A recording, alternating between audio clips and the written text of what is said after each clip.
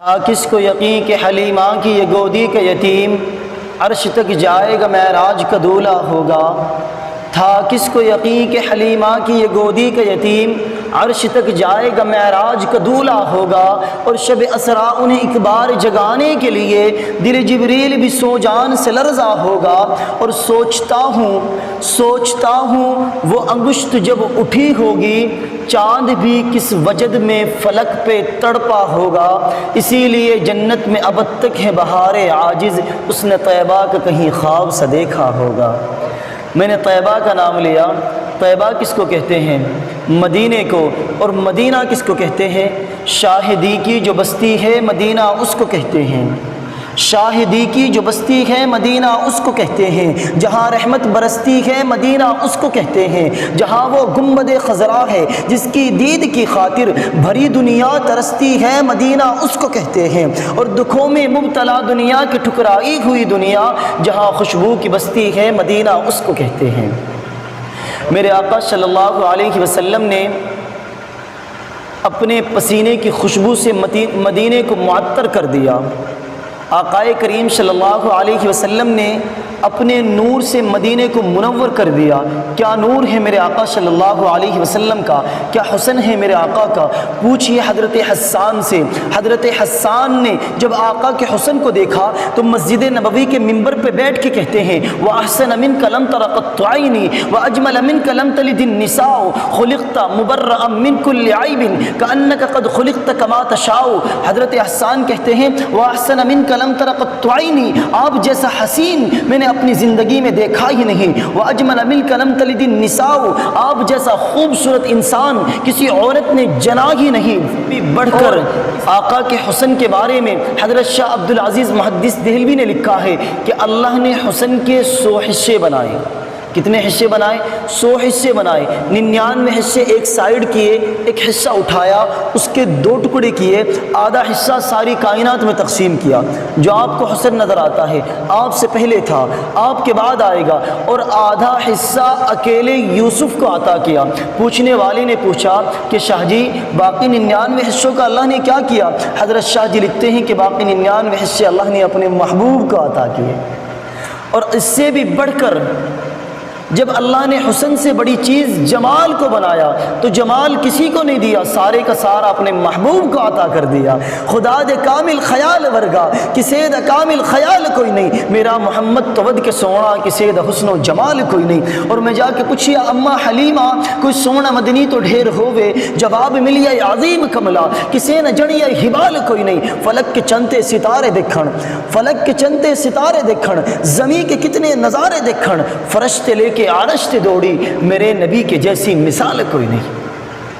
میرے آقا صلی اللہ علیہ وسلم کی آمد سے پہلے مکہ والے بے ہوش تھے۔ وہ اپنی بیٹیوں کو زندہ زمین میں دفن کر دیتے، کیوں؟ بے ہوش تھے۔ پانی پر جھگڑتے تو خون کی ندیاں بہا دیتے، کیوں؟ بے ہوش تھے۔ اور باپ کے مرنے کے بعد ماں سے نکاح کر لیتے، کیوں؟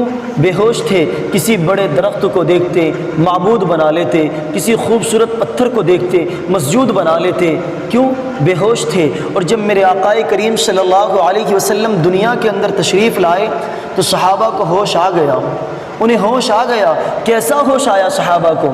جنہوں نے حضرت یوسف کو دیکھا انہوں نے پورے کاٹے مدہوشی میں، اور جنہوں نے میرے آقا کو دیکھا وہ ایسے ہوش میں تھے، ایسے ہوش میں تھے کہ صحرا آیا پار کر گئے، بیابان آیا پار کر گئے، جنگل آیا پار کر گئے، سامنے دریا آ گیا، سامنے دریا آ گیا، گھوڑے کی لگامیں کھینچی، ٹانگیں اٹھائی، دریا میں رکھ دی، اب انہیں دریا بھی نہیں ڈبوتا۔ پیر نصیر الدین بول اٹھے کشتیاں ساحل پہ اپنی وہ لگائے ہوئے ہیں، کیا وہ ڈوبے جو محمد کے ترائے ہوئے ہیں؟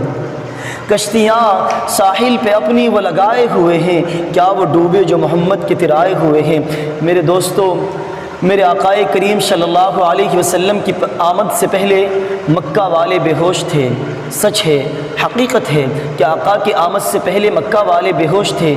کسی اردو شاعر نے کیا ہی خوب منظر کشی کی اور یوں فرمایا کہ آقا کی آمد سے پہلے تو بدی کا زور تھا، ہر سو جہالت کی گھٹائیں تھیں، فساد و ظلم کی چاروں طرف پھیلی ہوائیں تھیں، ذرا سی بات پر تلوار چل جاتی تھی آپس میں تو پھر جنگ آتی ہی نہ تھی دو چار کے بس میں، اگر لڑکی کی پیدائش کا ذکر گھر میں سن لیتے تو اس معصوم کو زندہ زمین میں دفن کر دیتے۔ اس قدر نفرت کرتے تھے لڑکیوں سے، بیٹیوں سے اس قدر نفرت کرتے تھے عرب والے زمانے جہالت کا ایک واقعہ میں آپ کو سنا کے بات کو ختم کر رہا ہوں۔ ایک صحابی حضور اکرم صلی اللہ علیہ وسلم کی بارگاہ میں حاضر ہوتے ہیں اور عرض کرتے ہیں یا رسول اللہ صلی اللہ علیہ وسلم، زمانے جاہلیت کے دو واقعات ہیں، ایک واقعے کے متعلق سوچتا ہوں تو میری ہنسی نہیں رکتی، ایک واقعے کے متعلق سوچتا ہوں تو میرے آنسو نہیں تھمتے۔ میرے آقا حضور صلی اللہ علیہ وسلم نے ارشاد فرمایا وہ کون سے واقعات ہیں؟ وہ عرض کرتا ہے یا رسول اللہ صلی اللہ علیہ وسلم، زمانے جاہلیت میں ایک مرتبہ ایک سفر پر جا رہا تھا اور میرے پاس ایک بت تھا جس کی میں پوجا کرتا تھا، پتھر کا بنایا ہوا بت میں اپنے ساتھ سفر پہ لے کے گیا، لیکن اس کا وزن اتنا زیادہ تھا کہ میں نے سوچا کہ کہیں اپنے ہی معبود کے وزن کے نیچے دب کے مر نہ جاؤں، تو میں نے سوچا کہ میں ایک اور معبود تیار کر لیتا ہوں۔ کہا میں نے آٹے کا ایک معبود بنایا، کیونکہ آٹے کا وزن کم ہوتا ہے پتھر کے مقابلے میں۔ کہا میں نے آٹے کا ایک معبود بنایا، ایک بت بنایا، ایک باطل معبود بنایا کہ میں اس کو اپنے ساتھ لے جاؤں گا اور راستے میں اس کی پوجا بھی کرتا رہوں گا، اس کی عبادت بھی کرتا رہوں گا، نعوذ باللہ۔ کہا میں اس کو اپنے ساتھ لے کے گیا، راستے میں اس کی پوجا کرتا، اس کی عبادت کرتا، اس کو پوجتا، لیکن راستے میں میرے ساتھ ایک ایسا وقت آیا کہ میرے پاس جو کھانے کا سارا سامان تھا وہ ختم ہو گیا۔ کچھ وقت کے لیے تو میں نے بہت برداشت کیا، لیکن جب مجھ سے بھوک برداشت نہ ہو سکی تو میں نے اسی آٹے پر پانی ڈالا، اسی کو گوندا، اور گوندنے کے بعد میں نے روٹیاں تیار کی اور میں نے کہا اے میرے خدا، اگر آج کام نہیں آئے گا تو پتہ نہیں پھر کب کام آئے گا۔ کہا میں نے اسی کو کھا لیا، میں نے اسی کو کھا لیا۔ وہ کہتے ہیں یا رسول اللہ صلی اللہ علیہ وسلم، جب میں اپنے اس جہالت کے زمانے کا واقعہ یاد کرتا ہوں تو میری ہنسی نہیں رکتی، اور ایک ایسا واقعہ ہے، ایک ایسا دردناک واقعہ ہے کہ جب میں اس کے متعلق سوچتا ہوں تو میرے آنسو نہیں تھمتے۔ میرے آقا حضور صلی اللہ علیہ وسلم نے ارشاد فرمایا وہ کون سا واقعہ ہے؟ وہ عرض کرتا ہے یا رسول اللہ صلی اللہ علیہ وسلم، ایک وقت ایسا تھا کہ میں اپنے گھر سے سفر کے لیے روانہ ہوا۔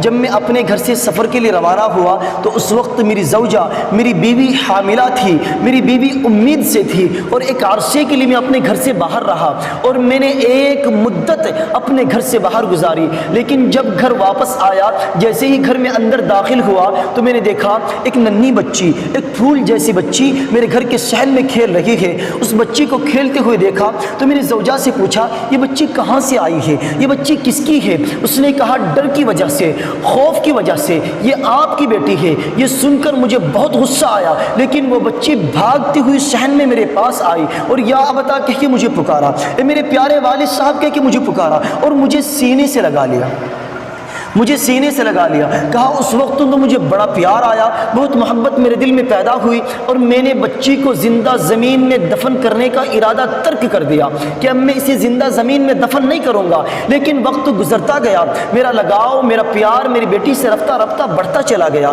میری محبت، میری چاہت، میری رغبت میری بیٹی سے رفتہ رفتہ بڑھتی چلی گئی۔ لیکن پھر ایک وقت ایسا بھی آیا کہ وہ بلوغت کی عمر کے بہت قریب پہنچ چکی تھی، لیکن اس وقت معاشرے کے بڑے عرب لوگ، ان کا دبدبہ اتنا تھا، وہ سویلائزیشن ایسی تھی۔ اور پھر ایک وقت ایسا بھی آیا کہ میں نے اپنے دل میں خیال کیا کہ وہ میری چہیتی بیٹی، وہ میری لاڈلی بیٹی جو مجھے بڑے پیار سے والد صاحب کے پکارتی ہے، آج میں اسے قتل کر دوں گا، آج میں اسے زندہ زمین میں دفن کر دوں گا۔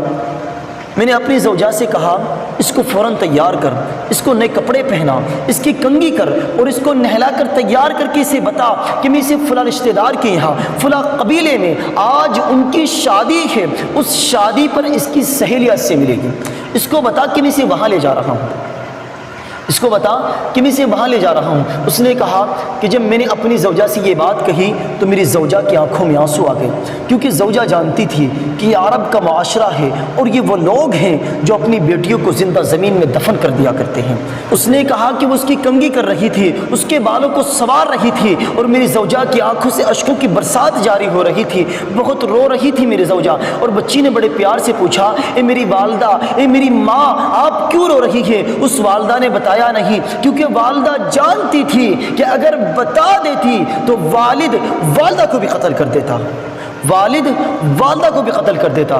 معاشرہ ایسا تھا۔ اس نے کہا کہ میری زوجہ نے میری بچی کو تیار کر کے جب وہ دروازے پر آئی تو اس نے ایک جملہ کہا، اس نے کہا یا رجل لا تدی الامانہ، یا رجل لا تدی الامانہ۔ اس نے ڈرتے ہوئے کہا، اے مرد، اللہ کی امانت کو ضائع نہ کرنا، اے انسان، یہ اللہ کی امانت ہے، اسے ضائع نہ کرنا، اسے برباد نہ کرنا۔ اس نے کہا روتے ہوئے، وہ کہتے کہ جب میری زوجہ نے یہ جملہ کہا تو میری ننھی بچی بھی یہ سن رہی تھی، وہ بھی ان باتوں کو سن رہی تھی۔ کہا میں نے بچی کا ہاتھ پکڑا اور میں بچی کا ہاتھ پکڑ کر میں اپنی بچی کو ایک صحرا کی طرف لے گیا، ایک جنگل کی طرف لے گیا۔ اب یہ 3 احادیث ہے، 3 احادیث کا نچوڑ آپ لوگوں کی بارگاہ میں پیش کر رہا ہوں۔ وہ کہتا ہے کہ میری بچی بار بار پوچھتی، اے میرے والد صاحب، جس قبیلے میں آپ مجھے لے جانے والے تھے یہ راستہ اس قبیلے کو تو نہیں جاتا، آپ مجھے کہاں لے جا رہے ہیں؟ ایک روایت میں آیا کہ جب بچی چلتے چلتے تھک گئی تو باپ نے بچی کو گود میں اٹھا لیا۔ تھوڑی دیر کے بعد وہ بچی خود کہتی ہے، اے میرے والد صاحب، آپ تھکاوٹ تو محسوس نہیں کر رہے ہیں، آپ تھک تو نہیں گئے ہیں؟ میں نے کہا میں نہیں تھکا۔ اس نے کہا نہیں، آپ تھک گئے ہیں، اب میں آپ کے ساتھ چلوں گی، آپ کی انگلی پکڑ کر۔ وہ کہتا ہے کہ میں بچی کا ہاتھ پکڑ کر اس بچی کو اس صحرا کی طرف لے گیا، اس جنگل کی طرف لے گیا، اور جب اس نے دیکھا کہ میں نے وہاں پر ایک گڑھا کھودنا شروع کر دیا، میں نے وہاں پر ایک گڑھا کھودا، تو بچی کہتی ہے، اے میرے والد صاحب، آپ یہ گڑھا کیوں کھود رہے ہیں؟ آپ یہ گڑھا کس لیے کھود رہے ہیں؟ ایک روایت میں آیا کہ جب بچی نے دیکھا کہ والد صاحب کا پسینہ نکل رہا ہے تو وہ بچی خود اپنے کپڑوں سے اپنے والد صاحب کا پسینہ پوچھ رہی ہے کہ میرے والد کو تکلیف نہ ہو۔ جب والد کی تکلیف دیکھی تو وہ بچی دوڑ کر آتی ہے اور خود گڑھا کھودنے میں مدد کرتی ہے، خود گڑھا کھودنے میں مدد کرتی ہے۔ کہا لیکن میرا دل پتھرا چکا تھا، میں پتھر دل ہو چکا تھا، اور زمانے کا، معاشرے کا رعب اور دبدبہ اس قدر لاحق تھا کہ میں نے بچی کو اٹھا کر اس گڑھے میں پھینک دیا، میں نے بچی کو اٹھا کر اس گڑھے میں پھینک دیا۔ اور جب میں نے ریت بچی کے اوپر ڈالنا شروع کر دی تو بچی کہتی ہے، تو اس بچی نے باپ کا ہاتھ پکڑ لیا، اس بچی نے باپ کا ہاتھ پکڑ لیا اور کہا، اے میرے والد، کیا آج تو مجھ پر وہی ظلم کرے گا جو عرب لوگ اپنی بیٹیوں پر کیا کرتے ہیں؟ کیا آج تو مجھ پر وہی ظلم کرے گا جو عرب لوگ اپنی بچیوں پر کیا کرتے ہیں؟ میری ایک التجا ہے، میری ایک تمنا ہے، میری ایک آرزو ہے، اے میرے والد، آج تو مجھے مار رہا ہے لیکن میری ایک خواہش ہے، میری والدہ کو نہ بتانا کہ تو نے مجھے قتل کیا ہے، کہنا کہ اسی قبیلے کے لوگوں میں اپنی بچی کو چھوڑ آیا ہوں۔ اور پھر ایک وقت ایسا بھی آیا کہ اس ریت کا جو غبار تھا وہ اس والد کی داڑھی پر تھا۔ اب وہ بچی اپنے ننھے ننھے ہاتھوں سے اپنے والد صاحب کی داڑھی بھی صاف کر رہی ہے، کیونکہ اس کے والد کی داڑھی پر جو غبار تھا، جو دھول تھی، وہ اس بچی کو اچھی نہیں لگتی تھی۔ کہا لیکن میرا دل پتھرا چکا تھا، میں پتھر دل ہو چکا تھا۔ اور پھر اس بچی نے ایک آخری جملہ کہا، اس نے کہا، اے میرے والد، کیا آپ کو یاد ہے جب ہم گھر سے باہر نکلے تھے تو ماں نے کہا تھا، یا رجل لا تدی الامانہ، یا رجل لا تدی الامانہ، اے مرد، اللہ کی امانت کو ضائع نہ کرنا۔ اس بچی کی آواز ختم ہوتی چلی گئی، وہ بچی وہیں پر مر گئی، میں نے بچی کو دفن کر دیا۔ یا رسول اللہ صلی اللہ علیہ وسلم، آقا، جب میں وہ جہالت کے زمانے کا واقعہ یاد کرتا ہوں تو میرے آنسو نہیں تھمتے۔ میرے آقا حضور صلی اللہ علیہ وسلم کو دیکھا تو آپ کی سب سے چھوٹی بیٹی حضرت فاطمہ الزہرا موجود ہیں۔ فوراً حضور نے حضرت فاطمہ کو سینے سے لگا لیا، سینے سے لگا لیا، اور میرے آقا کی آنکھوں سے اشکوں کی برسات جاری ہو گئی۔ میرے آقا نے فرمایا، اے ظالم انسان، اگر زمانے جاہلیت کے گناہوں کی وجہ سے اور ظلم کی وجہ سے اللہ آج مجھے کسی سے بدلہ لینے کی اجازت دیتا تو سب سے پہلے تجھ ظالم سے بدلہ لیتا۔ محترم احبہ، اپنی بیٹیوں کو بتائیں کہ اللہ نے ان بچیوں کو جینے کا حق دیا ہے، اللہ نے ان بیٹیوں کو جینے کا مقام دیا ہے، اللہ نے ان بیٹیوں کو جینے کا مرتبہ دیا ہے۔ کیا مرتبہ دیا ہے؟ میرے آقا کریم صلی اللہ علیہ وسلم فرماتے ہیں کہ جب اللہ کسی کے یہاں ایک لڑکی پیدا کرتا ہے تو اللہ اس کے گھر فرشتوں کو بھیجتا ہے۔ آج آپ دیکھیں آپ کے گھر ایک بچی پیدا ہو جاتی ہے تو آپ پریشان ہو جاتے ہیں، دوسری بچی پیدا ہو جاتی ہے تو آپ اور زیادہ پریشان ہو جاتے ہیں، تیسری بچی پیدا ہو جاتی ہے تو پھر تو آپ کی جان نکلنے لگتی ہے، کیونکہ بیٹوں پر ہم فخر کرتے ہیں اور بیٹیوں کو ہم بوجھ سمجھتے ہیں۔ میں کہتا ہوں لوگوں، اگر بیٹے ہمارے لیے نعمت ہے، اگر یہ بیٹے ہمارے لیے نعمت ہے تو خدا کی قسم یہ بیٹیاں رحمت ہے۔ میرے آقا صلی اللہ علیہ وسلم نے فرمایا کہ جب اللہ کسی کے یہاں بیٹی عطا کرتا ہے تو اللہ اس کے گھر فرشتوں کو بھیجتا ہے، فرشتے آ کر کہتے ہیں اے گھر والو تم پر سلامتی ہو، پھر فرشتے اپنے پروں کو بچھا دیتے ہیں اور اس بچی کو اپنے پروں کے سائے میں لے لیتے ہیں، اور پھر فرشتے اپنے ہاتھوں کو اس بچی کے سر کے اوپر پھیرتے ہیں، اور پھر فرشتے کہتے ہیں کہ یہ ناتواں کمزور جان ہے جو اس ناتواں کمزور کی پرورش کرے گا، قیامت تک اللہ کی مدد اس کے شامل حال رہے گی۔ میرے آقا صلی اللہ علیہ وسلم نے فرمایا بیٹیوں کو برا مت کہا کرو، تم دیکھتے نہیں میں محمد عربی بھی بیٹیوں والا ہوں، بیٹیوں کو برا مت کہا کرو، تم دیکھتے نہیں میں محمد عربی بھی بیٹیوں والا ہوں۔ بے شک بیٹیاں تو بہت ہی زیادہ محبت کرنے والی، بہت ہی زیادہ غمگسار اور بہت ہی زیادہ مہربانی کرنے والی ہوتی ہے۔ میرے آقا صلی اللہ علیہ وسلم نے ارشاد فرمایا کہ جس شخص کے اوپر بچیوں کا بار پڑ جائے، جس شخص کے اوپر بیٹیوں کا بار پڑ جائے تو یہ بیٹیاں اس کے لیے جہنم سے روک بن جاتی ہیں، بیٹیاں اسے جہنم میں داخل نہیں ہونے دیتی۔ یہ بیٹیوں کا مقام ہے، کس نے دیا؟ میرے آقا صلی اللہ علیہ وسلم